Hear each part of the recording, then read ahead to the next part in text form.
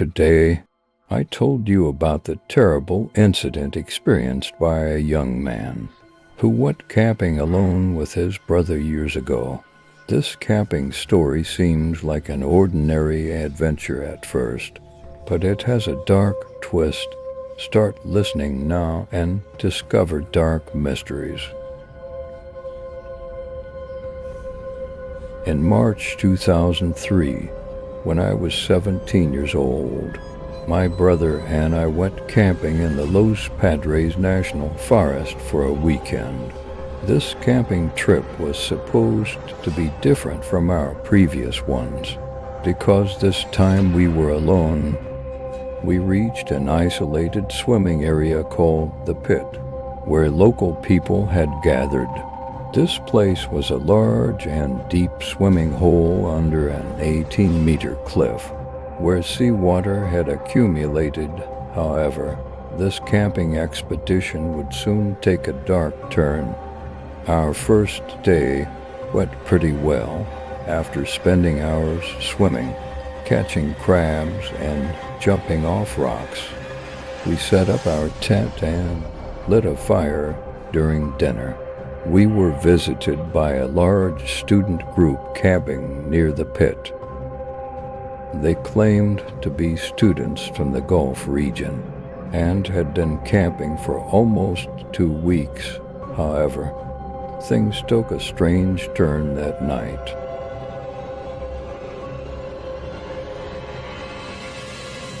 At midnight, we started hearing strange noises in our tent. It felt like invisible hands were watching us, doors were closing on their own, and shadows were dancing on the walls. We were lost in suspicion, unable to trust each other, looking at each other in fear. We froze as large silhouettes appeared by the fire. These figures seemed to have emerged from the darkness itself. When we asked them what they wanted, they said they only wanted to have some fun without harming us. However, we saw the potential danger of the long sticks they held in their hands, which looked primitive and homemade. Their leader ordered us to jump from the rocks by the edge of the pit. If we refused, something bad would happen to my brother. That moment became a crucial decision for us. As we rapidly descended towards the water, these men had involved us in some kind of sadistic game. We hit the pit, and as we crashed into the water, an eerie silence suddenly took over. However, this silence was an ominous precursor to the horrifying truth that unfolded in the depth of the pit. The screams echoing from the shadows felt as if tortured souls had come to life. The mysterious echoes in the deep waters hinted at the presence of screaming spirits. My brother and I were attacked by strange entities at the bottom of the water. Invisible hands touched our bodies in mysterious ways, tossing and tormenting us. We struggled helplessly in the dark waters, yet, in the face of the assault of these horrifying entities, we were powerless. When we finally surfaced, we were met with the laughter of the men waiting by the edge of the pit, but they were no longer real. When we heard the echoes and strange sounds emanating from the surface, we realized that the real horror lay with the invisible entities lurking in the depths. As my brother and I tried to return to the campsite, we got lost in the forest after climbing out of the pit. The terrifying sounds continued, following and tormenting us, as if these invisible entities were tracking and driving us insane. Clinging to each other, we were lost in the mystery of the screaming spirits, defenseless in the dark. Upon reaching the campsite, we found the bodies of 2 young boys on the rocks near the pit. It was then that we understood the pit was not just a swimming hole. It was also a place with a dark history and invisible entities. The real horror lay in the depths of the pit, and this horrifying experience with my brother was just the beginning of our nightmare. This is how the known part of our first story ends. Now it's time for our second story. For decades, there had been a darkness haunting our nightmares, spreading fear into hearts worldwide. In an era where jinn and magic were real, humanity had been dragged into a terrifying time. This story encompassed the events that unfolded in a mental hospital. Someone who had lived through those horrifying realities, was its narrator, lost within the cold walls of the hospital were a group of madmen, prisoners to the entities of jinn and magic within.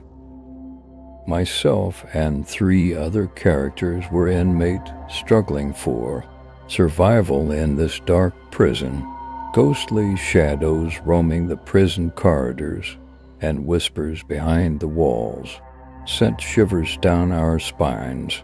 In the depths of the hospital, traces of ancient spells hidden behind locked doors were evident. The echoes of dark rituals and jinn summoning ceremonies once performed in this place lingered with each step. The horror of the past advanced toward us. I grasped the narration tightly, for the terrifying face of truth stood before me. The other inmates in the prison were being eliminated one by one by the jinn concealed in the recesses of our consciousness. Lost souls within unbelievable events had become pieces of a horrifying game. The hospital corridors overflowed with screams. In this realm ruled by jinn, it was time for humans to face reality. On the 3rd floor, as I opened the door to a hall filled with shadows, where the jinn danced, we confronted the terrifying truth awaiting us inside. Together with the other characters, we were prisoners of this dark place, unable to escape. The jinn thrived on the remnants of those ancient spells, causing us to be lost in horror between the walls. We were trapped, trying to find an escape route. In every corner of the prison, there were magical forces ruthlessly directed by the jinn. The walls spoke, and shadows danced. We, the prisoners in the captivity of these dreadful powers, were desperately searching for an escape. However, every door we opened revealed more horror and death. Among the mad spirits, a dark alliance had formed, faces emerging among the shadows. We were like puppets under the control of the jinn. Sometimes the ghost of our past sins chased us, and at other times we approached our dreadful fate in the future. In the deepest point of the prison, there was a magic room. When we entered that room, we saw a dark council presided over by the jinn. Our eyes dazzled, our ears filled with the moaning laughter of the jinn. There was no escape now, because this story was on the brink of a tragedy. On the throne in the middle of the magic room, there was a terrifying entity resembling the leader of the jinn. Its words were like a cursed melody etching into our souls. The jinn were pulling us one by one, orchestrating the final moments of the madness prison. Each step we took deepened the darkness. At the end of the prison, we had vanished into the dark shadows.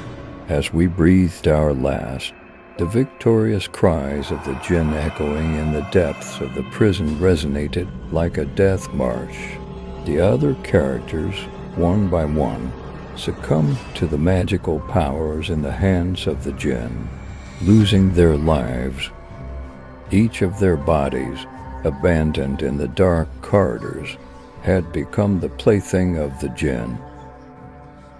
However, I had survived in the midst of this dark tale. I had escaped the clutches of the jinn and magic, but my soul still battled those dark shadows. When I stepped out of the prison, memories filled with fear and horror followed me. I was free now, but the ghost of that dark prison still roamed the depths of my mind. As I walked, the madness prison I left behind had turned into a crumbling, abandoned ghost town. With each step, I could feel the wounds in my soul still bleeding. What I had experienced had transported me to another world, but this world, too, was a prison in its own right. After a while, succumbing to the impact of my experiences, I decided to undergo psychological treatment. My therapist guided me in confronting the dark shadows and breaking free from the prison. As we began to alleviate the traces of my internal struggle over time, I could step into the real world with firmer footing. The end of this story was a new beginning for me. Although living with the fear-filled memories left behind by the jinn and magic was challenging, I tried to cope with the strength within me. Perhaps the peace I found at the end of this dark tale represented true freedom. Third story. Elisa Lamb, a 21-year-old woman who lost her life at the Cecil Hotel in Los Angeles, which had been a site of mysterious deaths for years. The details of the incident, echoing around the world, are quite dark. The young woman was last seen in the lobby of the Cecil Hotel on January 31, 2013. At this time, she was on the California trip she had dreamed of her whole life. She was in constant contact with her family every day and made posts on Facebook. However, on February 1, 2013, Elisa did not contact her family and seemingly disappeared. Shortly after, the police got involved, and her family came to Los Angeles to search for their daughter. The Los Angeles Police Department released a video in February showing the strange moments of Elisa Lamb in the hotel elevator. Elisa, behaving quite strangely, was talking to invisible people in the elevator, looking at the corner of the door, crouching and hiding.